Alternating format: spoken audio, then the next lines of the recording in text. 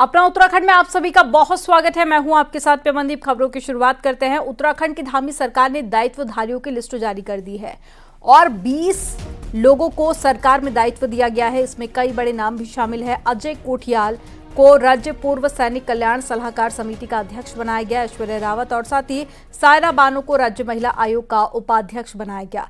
Transgender Rajni Rawat को समाज कल्याण योजना अनुश्रवण समिति का उपाध्यक्ष बनाया गया। कुलदीप कुमार को उत्तराखंड वन पंचायत सलाहकार परिषद का अध्यक्ष बनाया गया है। श्याम अग्रवाल को उत्तराखंड आवास सलाहकार बनाया गया है और शांति मेहरा को वरिष्ठ नागरिक कल्याण परिषद का उपाध्यक्ष बनाया गया। ऋषि कंडवाल को सिंचाई सलाहकार समिति का उपाध्यक्ष बनाया गया। रामचंद्र गौड़ को वरिष्ठ नागरिक कल्याण समिति परिषद का अध्यक्ष बनाया गया। हरक सिंह नेगी और शांति मेहरा को वरिष्ठ नागरिक कल्याण परिषद का उपाध्यक्ष बनाया गया। गंगा बिष्ट को राज्य महिला उद्यमिता परिषद का उपाध्यक्ष बनाया गया है और भगवत प्रसाद मकवाना उत्तराखंड सफाई कर्मचारी आयोग का अध्यक्ष, हेमराज बिष्ट को उत्तराखंड राज्य स्तरीय खेल परिषद का उपाध्यक्ष और पूरन चंद नैलवाल को प्रवासी उत्तराखंड परिषद उपाध्यक्ष और रामसुंदर नौटियाल को भागीरथी नदी घाटी प्राधिकरण का उपाध्यक्ष बनाया गया। ओम प्रकाश को भी पर्यटन सलाहकार परिषद का उपाध्यक्ष और साथ ही बागेश्वर के भूपेश को उत्तराखंड जैविक उत्पाद परिषद का उपाध्यक्ष, वीरेंद्र दत्त सेमवाल को उत्तराखंड हथकरघा एवं हस्तशिल्प विकास परिषद का उपाध्यक्ष बनाया गया। श्याम नारायण पांडे को उत्तराखंड वन एवं पर्यावरण सलाहकार समिति का उपाध्यक्ष का दायित्व दिया गया। इसके अलावा 10 नामों की एक लिस्ट बुधवार को भी जारी हो सकती है।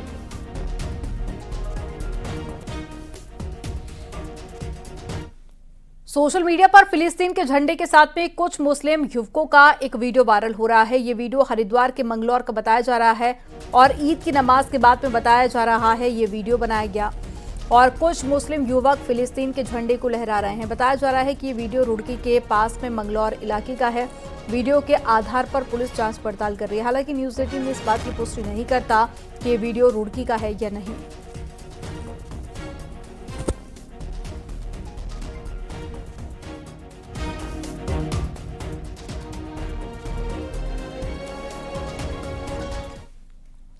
उत्तरकाशी से खबर है, जहां पर मोरी ब्लॉक में यूटिलिटी गाड़ी हादसे का शिकार हो गई। हादसे में 2 लोगों की मौत हो गई है जबकि 20 लोग घायल हो गए हैं। बेकाबू यूटिलिटी गाड़ी पुल पर हादसे का शिकार हो गई। हालांकि ज्यादातर लोग छिटक कर नदी में गिर गए, लेकिन इसी दौरान एक बच्चा समेत 2 लोगों की मौत हो गई। स्थानीय लोगों और एसडीआरएफ ने घायलों को अस्पताल पहुंचाया, जिनमें से 5 लोगों को गंभीर हालत में देखते हुए देहरादून रेफर किया गया।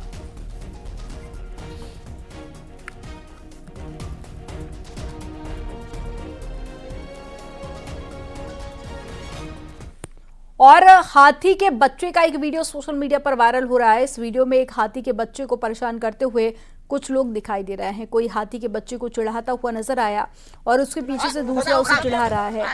अगर इनमें से कोई हाथी के बच्चे की चपेट में आ जाता तो कोई बड़ी दुर्घटना हो सकती थी। वीडियो बाजपुर का बताया जा रहा है। हालांकि वीडियो बाजपुर का होने की न्यूज 18 पुष्टि नहीं करता।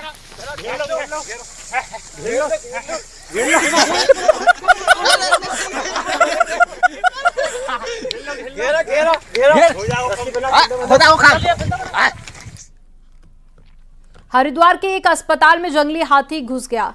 बहादुराबाद में हाईवे के पास में स्थित निजी अस्पताल जया मैक्सवेल में एक जंगली हाथी बाउंड्री वॉल तोड़कर घुस गया और अस्पताल के बाहरी हिस्से में चहलकदमी करता हुआ नजर आया। जंगली हाथी को अंदर आता देखकर वहां पर अफरा तफरी मच गई। हालांकि लोगों का शोर सुनकर हाथी दूसरे गेट से बाहर निकल गया। हाथी के जाने के बाद भी लोगों के अंदर दहशत बनी हुई है।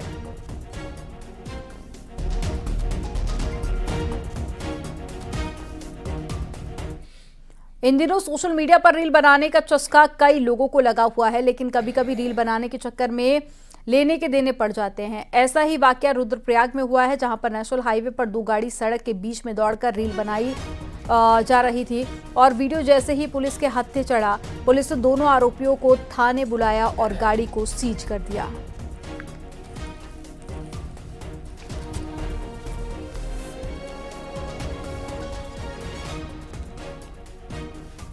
देहरादून से खबर है, जहां पर स्कूल किताबों की 4 दुकानों को सील किया गया है। जिला प्रशासन और पुलिस की टीम ने ये कार्रवाई की। पेरेंट्स की शिकायत पर चेकिंग की गई थी और फर्जी प्रकाशन और बिल नहीं देने का मुकदमा दर्ज किया गया, जिसके बाद में universal book depot, national book depot और ब्रदर पुस्तक भंडार एडिशन बुक डिपो को भी सील कर दिया गया।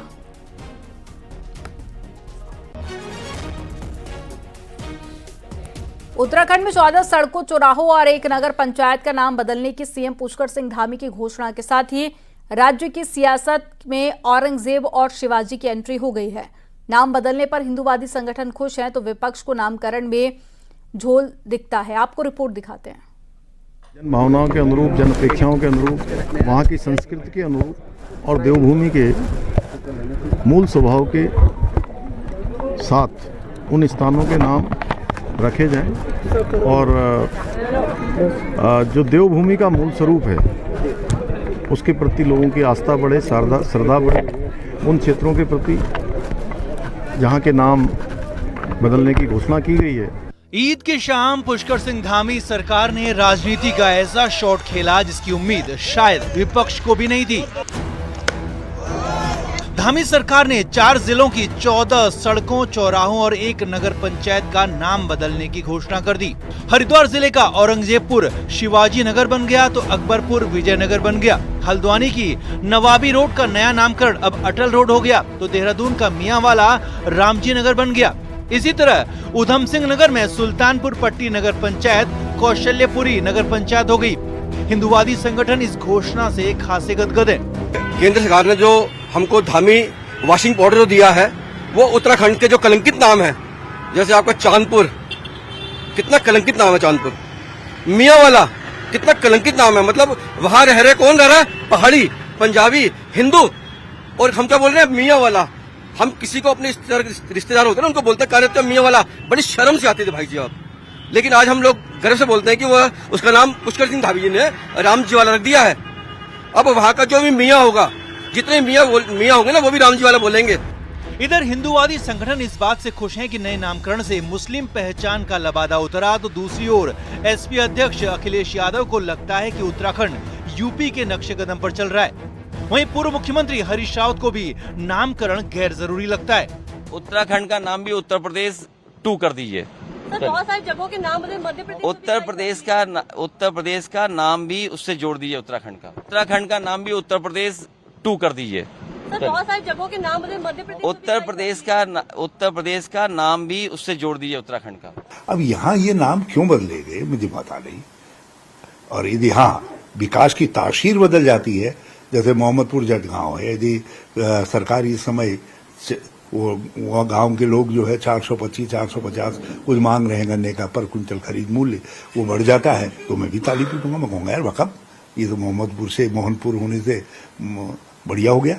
तो उसी तरीके से अब यहाँ देहरादून में मियांवाला का नाम बदला है। हर मियाँ तो उत्तराखंड की राजपूतों की एक अति सम्मानित प्रतिष्ठित बहादुर जाति उपजाति है। अवैध मजार और मदरसों को निशाने में लेने, यूसीसी को लागू करवाने के बाद अब मुख्यमंत्री पुष्कर सिंह धामी के नाम बदलने की कवायद ने सीएम धामी की हिंदूवादी छवि को मजबूत करने की तरफ एक और कदम बढ़ाया है। और हाल ही में जारी हुई देश के ताकतवर नेताओं की लिस्ट में सीएम धामी को खासी बढ़त मिलना भी इसका एक उदाहरण है। देहरादून से न्यूज 18 के लिए सुनील नौप्रभात की रिपोर्ट।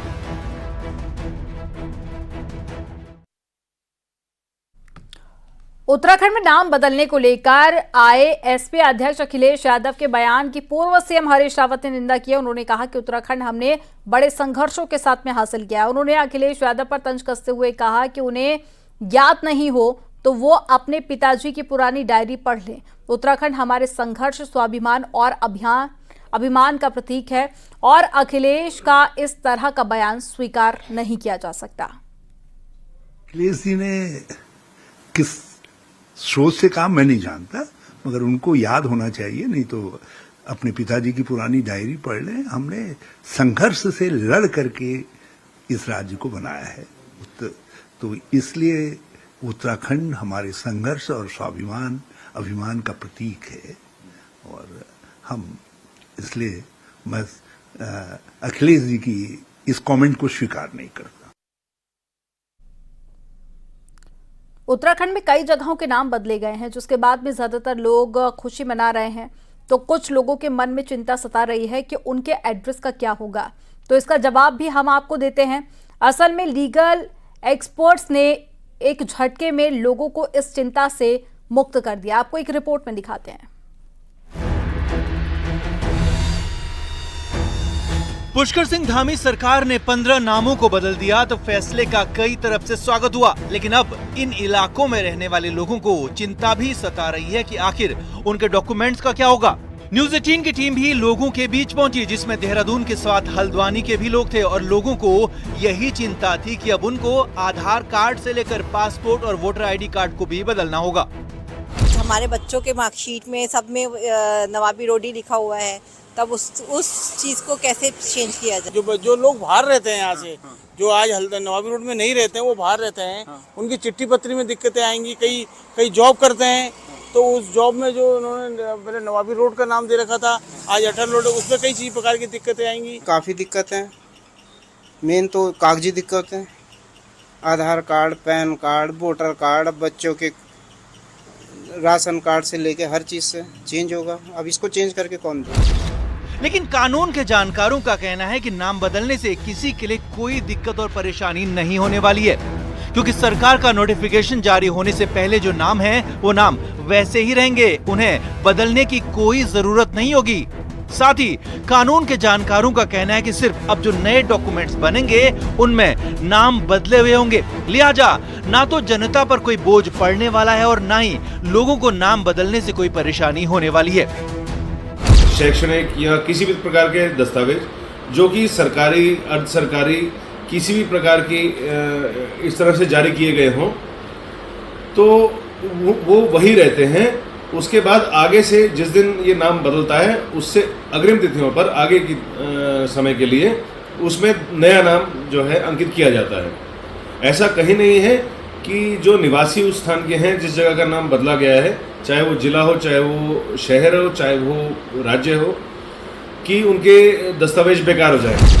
यानी कि धामी सरकार के नाम बदलने के फैसले से जो कुछ लोग चिंता में थे कि उनको अब समस्या का सामना करना पड़ेगा, तो ऐसा बिल्कुल भी नहीं है, क्योंकि जानकारों के मुताबिक पुराने कागजात बदलने की कोई जरूरत नहीं पड़ने वाली है और नए डॉक्यूमेंट्स सरकारी विभाग ही नए नाम से जारी करेंगे। देहरादून से भारती सकलानी और हल्द्वानी से शैलेंद्र नेगी के साथ ब्यूरो रिपोर्ट, न्यूज़ 18।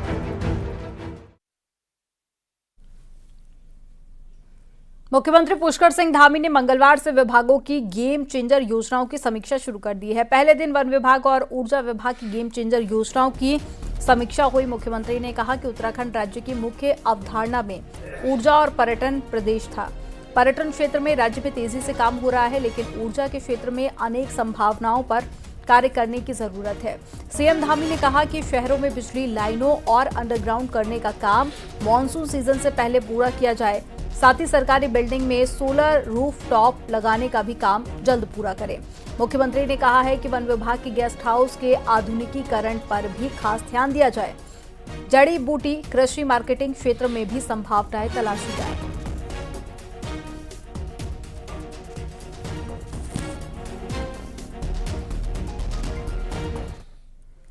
कांग्रेस और बीजेपी के बीच में बयानबाजी की रार थमने का नाम नहीं ले रही है। ताजा मामला बीजेपी प्रदेश अध्यक्ष महेंद्र भट्ट का आया है, जिसमें उन्होंने कहा कि बीजेपी नेताओं से कांग्रेसी डरते हैं, तो जवाब कांग्रेस की ओर से भी आया।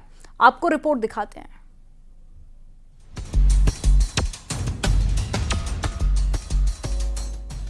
उत्तराखंड में इन दिनों बयानों पर संग्राम छिड़ा हुआ है। मंत्री प्रेमचंद अग्रवाल को तो इस्तीफा तक देना पड़ा। स्पीकर रितु खंडूरी भी खूब ट्रोल हुई, तो फिर गैरसैंण के प्रदर्शनकारियों को सड़क छाप कहने जैसे बयान से महेंद्र भट्ट भी विपक्ष के खूब निशाने पर रहे हैं। मामला अभी शांत भी नहीं हुआ था कि सांसद त्रिवेंद्र रावत के बयान ने एक बार फिर माहौल गर्म कर दिया है। इसी बयान के क्रम में महेंद्र भट्ट एक बार फिर विपक्ष के निशाने पर आ गए हैं। दरअसल महेंद्र भट्ट ने एक बयान में कहा कि कांग्रेस के नेता बीजेपी के नेताओं से डरते हैं और इसलिए उनको व्यक्तिगत तौर पर निशाना बनाते हैं। मैंने कहा कांग्रेस द्वारा जिस प्रकार के विषय उठाए जा रहे हैं वो व्यक्तिवादी विषय हैं। अब व्यक्ति उन्हीं को केंद्रित करता है जिससे वो डरता है। इसलिए कांग्रेस के लोग भाजपा के सब नेता डर रहे हैं और अपने यहां भी एक दो नेताओं से डर रहे हैं जिनका बार बार उनके द्वारा विरोध किया जाता है। उधर पूर्व सीएम हरीश रावत ने तंज कसते हुए कहा कि सड़क छाप जैसे अपने बयानों के कारण महेंद्र भट्ट प्रेमचंद 3 के रास्ते पर हैं। इस पोस्ट के लिए उनमें और स्पीकर में कंपटीशन चल रहा है। हरीश रावत ने कहा कि जब झगड़ालू और बिगड़ालू लोग आते हैं तो शरीफ लोग डर कर रास्ता छोड़ देते हैं। महेंद्र भट्ट उस रास्ते पे दिखाई दे रहे हैं लेकिन अच्छे आदमी हैं, मुझे बड़े प्यारे लगते हैं, लेकिन उस रास्ते पर जाते दिखाई दे रहे प्रेमचंद 3 में, क्योंकि कह दिया ना कि ऐसे तो सड़क छाप लोग हैं करके। अब उनमें और नंबर 3 की पोस्ट के लिए उनमें और स्पीकर साहिबा में कंपटीशन है। झगड़ालू बिगड़ालू तनातनी वाला, क्योंकि ये सनातनी तो है नहीं, ये तो तनातनी है वाजपेयी। तो इन जब शरीफ आदमी जरा से उससे रास्ता बदलता है, इसलिए कांग्रेस वाले थोड़ा रास्ता बदल रहे हैं। उत्तराखंड में इन दिनों बयानों की बयार है। पहले मंत्री प्रेमचंद अग्रवाल के बयान से बवाल मचा, फिर सुबोध अनियाल का बयान वायरल हुआ। महेंद्र भट्ट सड़क छाप नेता वाले बयान के कारण सुर्खियों में रहे। त्रिवेंद्र रावत के बयानों से तो ब्यूरोक्रेट्स भी बिदक गए। अब महेंद्र भट्ट का ताजा बयान सियासत गरमाए हुए है। न्यूज़ 18 के लिए देहरादून से सुनील नव प्रभात की रिपोर्ट।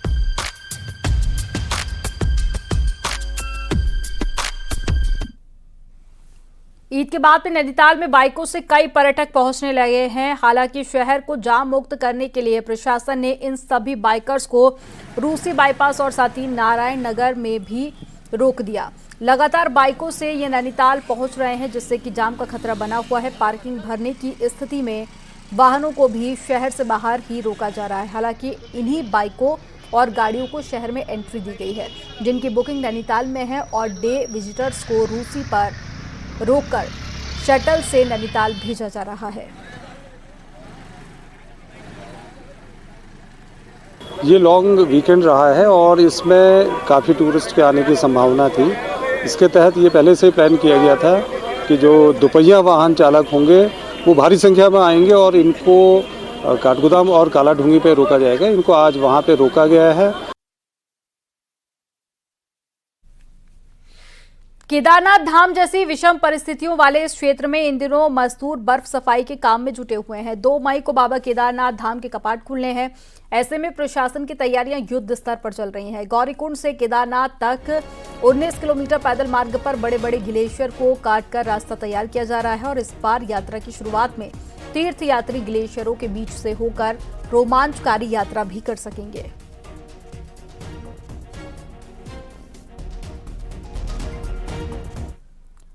भारत चीन के बीच में बेहतर होते रिश्तों ने कैलाश मानसरोवर यात्रा की राह भी खोल दी है। अब जब यात्रा को लेकर दोनों मुल्कों में सहमति बन रही है तो जमीनी तैयारियां भी तेज हो रही हैं। यही नहीं, उन इलाकों के लोग भी खुश हैं जहां से ये यात्रा गुजरेगी। आपको रिपोर्ट दिखाते हैं।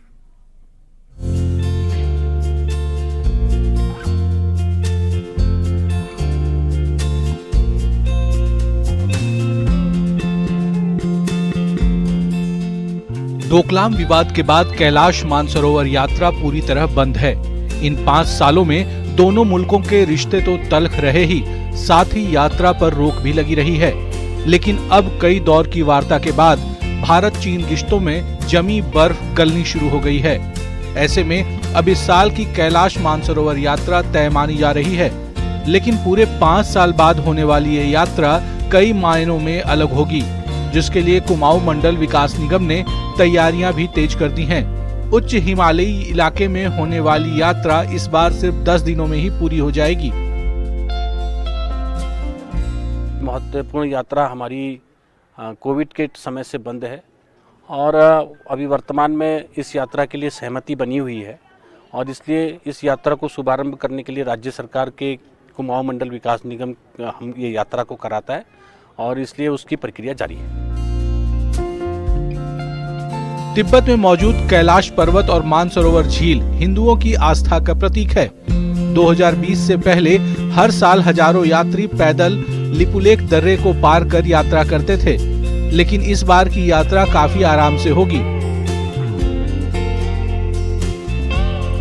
लिपुलेख बॉर्डर को जोड़ने वाली रोड बनने के बाद ये पहली यात्रा होगी। पहले जहां इस यात्रा को पूरा करने में 24 दिन लगते थे, वहीं अब ये यात्रा सिर्फ 10 दिनों में ही पूरी हो जाएगी। यही नहीं, यात्री पड़ाव भी काफी कम हो जाएंगे।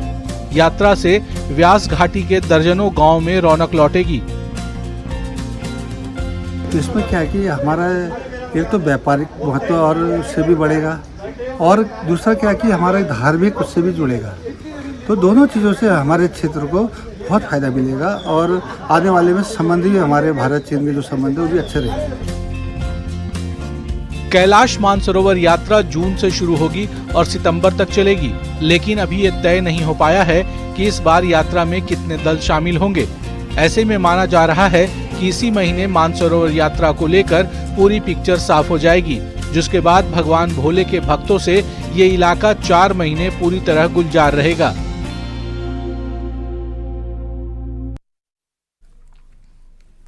रामनगर की गार्जिया देवी के दरबार में नवरात्र में श्रद्धालुओं का जमावड़ा लगा हुआ है। रामनगर शहर में 14 किलोमीटर दूर स्थित गार्जिया देवी मंदिर लाखों श्रद्धालुओं की आस्था का केंद्र बना हुआ है। चैत्र नवरात्र में यहां रोज सुबह 4 बजे से भक्तों की लंबी कतारें लगी हुई हैं और श्रद्धालु मां गार्जिया के दर्शन करने के लिए दूर दूर से पहुंच रहे हैं। कोसी नदी की 2 धाराओं के बीच में एक टीले पर स्थित गार्जिया देवी का मंदिर अपनी पौराणिक मान्यताओं और आस्था के लिए प्रसिद्ध है।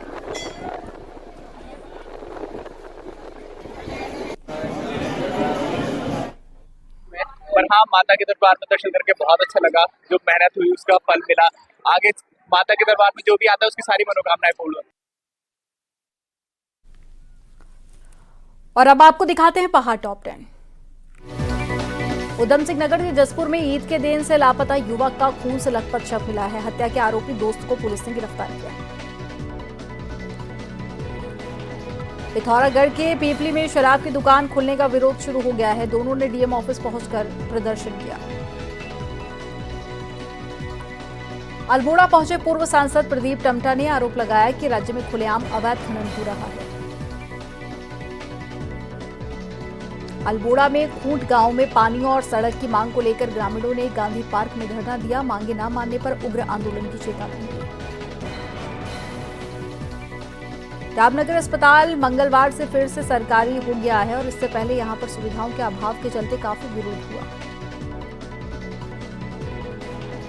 हरिद्वार की नगर पालिका शिवालिक नगर में चेयरमैन राजीव शर्मा और साथ ही कांग्रेस सभासदों के बीच में झगड़ा हो गया। सफाई व्यवस्था को लेकर दोनों आपस में भिड़ गए। चमोली डीएम ने जिला आबकारी कार्यालय का औचक निरीक्षण किया, जिसमें 2 कर्मचारी दफ्तर में नदारत मिले। कोटद्वार की कई बुक सीलर्स की दुकानों पर प्रशासन की संयुक्त टीम ने छापा मारा। इस दौरान कई दुकानों में अनियमितताएं पाई गई। पुरानी पेंशन बहाली को लेकर अल्मोड़ा में मुख्य शिक्षा अधिकारी के दफ्तर पर कर्मचारियों ने जोरदार प्रोटेस्ट किया। हरिद्वार के गुरुकुल कांगड़ी विश्वविद्यालय के कर्मचारियों ने रजिस्ट्रार के खिलाफ मोर्चा खोल दिया। वेतन संबंधी मांग को लेकर प्रदर्शन किया जा रहा है।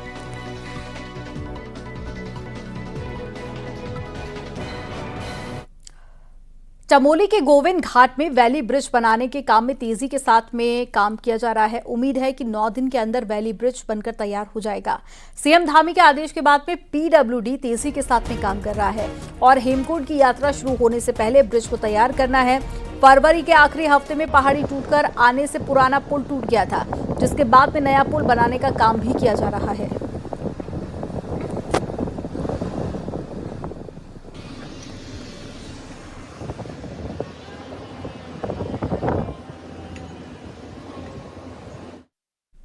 उत्तरकाशी में नशे के खिलाफ पुलिस की कार्रवाई जारी है। पुलिस ने करीब 32 ग्राम स्मैक के साथ में एक तस्कर को गिरफ्तार किया और आरोपी यूपी के मुजफ्फरनगर का बताया जा रहा है, जो कि उत्तरकाशी में स्मैक सप्लाई करने का काम करता था और पुलिस ने आरोपी दीपक बालियान को मनेरा बाईपास से गिरफ्तार किया।